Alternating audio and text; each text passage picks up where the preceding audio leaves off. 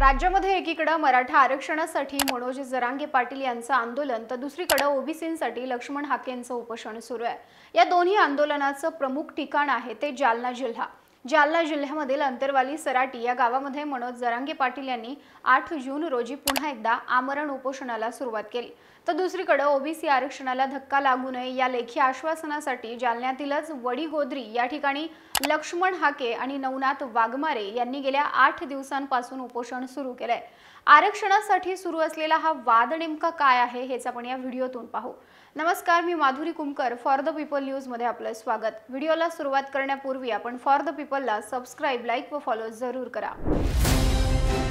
भारत दुनिया का सबसे बड़ा लोकतंत्र और एनएलसी भारत देश का सबसे बड़ा गैर राजनीतिक मंच।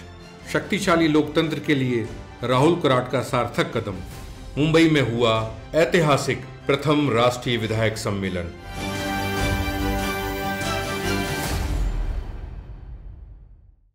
मनोज जरांगे पाटील यांनी लोकसभा निवडणुकांच्या पार्श्वभूमीवर उपोषण मागे घेतलं होतं, परंतु लोकसभा निवडणुकीच्या निकालानंतर उपोषणाला सुरुवात करण्याची त्यांनी घोषणा केली।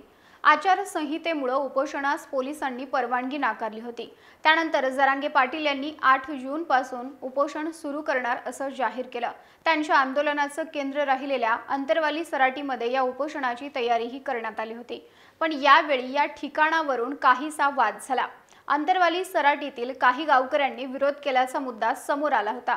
काही गावकऱ्यांनी सह्यांचं पत्र दिल्याचंही विविध माध्यमांतून समोर आलं, पण बहुतांश गावकऱ्यांचा आंदोलनाला पाठिंबा असल्याचं सांगत जरांगेंनी या ठिकाणी आंदोलन सुरू केलं।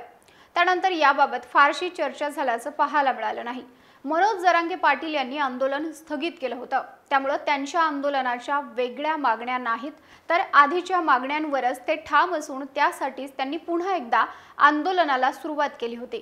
मराठा समाजाला टिकणाऱ्या आरक्षणासाठीच्या मागण्यांमध्ये प्रामुख्याने सगळे सोयरे शब्दाचा अंतर्भाव करून अध्यादेशाची अंमलबजावणी करण्याच्या मागणीचा समावेश आहे।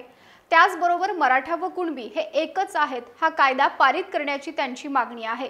सरकारने लोकसभा निवडणुकीपूर्वी सर्वेक्षणाच्या माध्यमातून मोठ्या प्रमाणावर प्रमाणपत्रांचं वाटपही केलं आहे, पण आता आरक्षणाची मागणी पूर्ण होईपर्यंत आंदोलन मागे घेणार नसल्याचं जरांगे यांचं म्हणणं आहे। हैदराबाद गॅझेटचा मुद्दा सुद्धा त्यांच्या मागण्यांमध्ये प्रामुख्याने मांडलेला आहे। आता या मागण्यांशिवाय जरांगे पाटील यांनी मराठा समाजाशी संबंधित काही मागण्या सुद्धा केलेल्या आहेत। त्यामध्ये प्रामुख्याने मराठा आरक्षणाच्या आंदोलनामध्ये ज्या मराठा बांधवांवर गुन्हे दाखल करण्यात आले आहेत त्यांच्यावरील गुन्हे मागे घेण्याची मागणी त्यांनी केलेली आहे आणि यासोबतच मराठा आरक्षणाच्या आंदोलनामध्ये बलिदान दिलेल्या बांधवांना सरकारकडून आर्थिक मदत आणि सरकारी नोकरी देण्याची मागणी सुद्धा प्रामुख्याने करण्यात आलेली आहे आणि याचसह कोपर्डीमधील पीडितेच्या आरोपीला फाशीची शिक्षा देण्याच्या मागणीचाही याच्यामध्ये समावेश आहे। सारथीच्या निधीसह इतरही काही मागण्या जरांगे पाटील यांच्याकडून करण्यात आलेल्या आहेत। मनोज जरांगे पाटील यांनी आंदोलन सुरू केल्यानंतर जवळपास 5 दिवसांनी म्हणजे 13 जून रोजी राज्य सरकारच्या शिष्टमंडळाने मनोज जरांगे पाटील यांची भेट घेतली। मंत्री शंभूराज देसाई आणि नवनिर्वाचित खासदार संदीपान भुमरे, राणा जगजित सिंह यांचा त्यामध्ये समावेश होता। या शिष्टमंडळाने जरांगे पाटील यांच्याशी चर्चा करून मराठा समाजाला टिकणारे आरक्षण मिळावं यासाठी सरकारला वेळ मिळावा म्हणून उपोषण स्थगित करण्याची विनंती केली। शिष्टमंडळाबरोबर झालेल्या सकारात्मक चर्चेनंतर अखेर यावर तोडगा काढण्यात आला। त्यात सरकारला 1 महिन्याचा वेळ देत उपोषण स्थगित करण्याचा निर्णय जरांगे पाटील यांनी घेतला। 1 महिन्यात या विषयावर तोडगा काढण्याचं आश्वासन सरकारचे प्रतिनिधी म्हणून मंत्री शंभूराज देसाई यांनी मनोज जरांगे यांना दिलं। त्यानंतर 13 जुलैपर्यंतचा वेळ दिला असून सरकार शब्द पूर्ण करेल अशी आशाही जरांगे पाटलांनी व्यक्त केली। त्यानंतर जरांगे पाटील आंदोलन स्थगित करत उपचारासाठी छत्रपती संभाजीनगरमध्ये रुग्णालयात दाखल झाले। तर दुसरीकडे ओबीसींचं आरक्षण वाचवण्यासाठी ओबीसी आंदोलनकर्ते लक्ष्मण हाके जालना जिल्ह्यातील वडीगोद्री या ठिकाणी उपोषणाला बसलेले आहेत। लक्ष्मण हाके आणि त्यांचे सहकारी नवनाथ वाघमारे यांनी ओबीसी आरक्षणाला धक्का लागणार नाही याची सरकारने लेखी हमी द्यावी या मागणीसाठी वडीगोद्री या ठिकाणी उपोषण करत आहेत। सरकारकडून लेखी आश्वासन मिळेपर्यंत उपोषण सोडणार नाही या मागणीवर आंदोलक ठाम आहेत। मुख्यमंत्री, दोन्ही उपमुख्यमंत्री आणि सगळे आमदार खासदार वंचित आणि ओबीसींच्या आंदोलनाकडे दुर्लक्ष करत असल्याचा आरोप सुद्धा लक्ष्मण हाके यांनी केलेला आहे। सरकारनं त्यांच्या आंदोलनाची दखलच घेतली नाही असंही हाके यांचं म्हणणं आहे। दरम्यान सरकारच्या शिष्टमंडळानं 17 जून रोजी उपोषणकर्त्यांची भेट घेतली। जालना जिल्ह्याचे पालकमंत्री अतुल सावे, छत्रपती संभाजीनगरचे नवनिर्वाचित खासदार संदीपान भुमरे आणि माजी केंद्रीय राज्यमंत्री भागवत कराड यांनी वडीगोद्री गावामध्ये आंदोलकांची भेट घेतली। मंत्रिमंडळाच्या बैठकीत हाके आणि वाघमारे यांच्या मागण्या ठेवू असं सांगत भागवत कराडांनी त्यांना पाणी घेण्याची विनंती केली होती। तर शिष्टमंडळासोबत सकारात्मक चर्चा घडवून आणत मार्ग काढण्यासाठी प्रयत्न करू असं खासदार संदीपान भुमरे यांनी म्हटलं। दरम्यान लक्ष्मण हाके आणि नवनाथ वाघमारे यांनी ओबीसी आरक्षणाला धक्का लागत नाही याचं लेखी आश्वासन सरकारकडून मिळत नाही तोपर्यंत उपोषण सोडणार नसल्याचा पवित्रा घेतलाय। मराठा आरक्षण मुद्द्याचा मोठा परिणाम नुकताच पार पडलेल्या लोकसभा निवडणुकीमध्ये सुद्धा पाहायला मिळालाय। मनोज जरांगे यांचा इम्पॅक्ट प्रामुख्याने मराठवाड्यात जाणवला असून महायुतीच्या उमेदवारांना त्याचा मोठा फटकाही बसलेला आहे।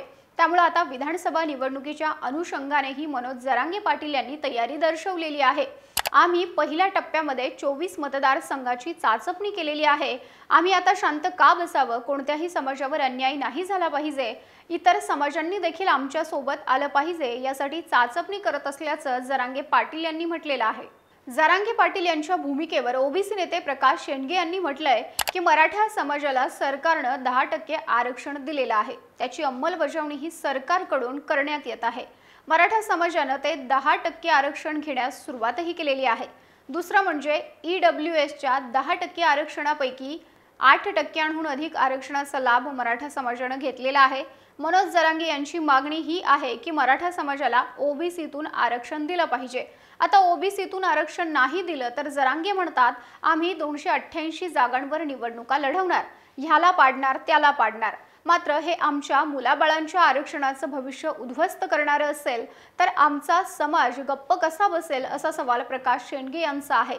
तसंच जरांगेंविरुद्ध आम्ही उमेदवार उभे करू, राज्यातील 60% जाती ओबीसी आहेत, मुस्लिम व दलितांना सोबत घेतले तर आम्ही 80% होतो असंही शेंडगे यांनी म्हटलंय।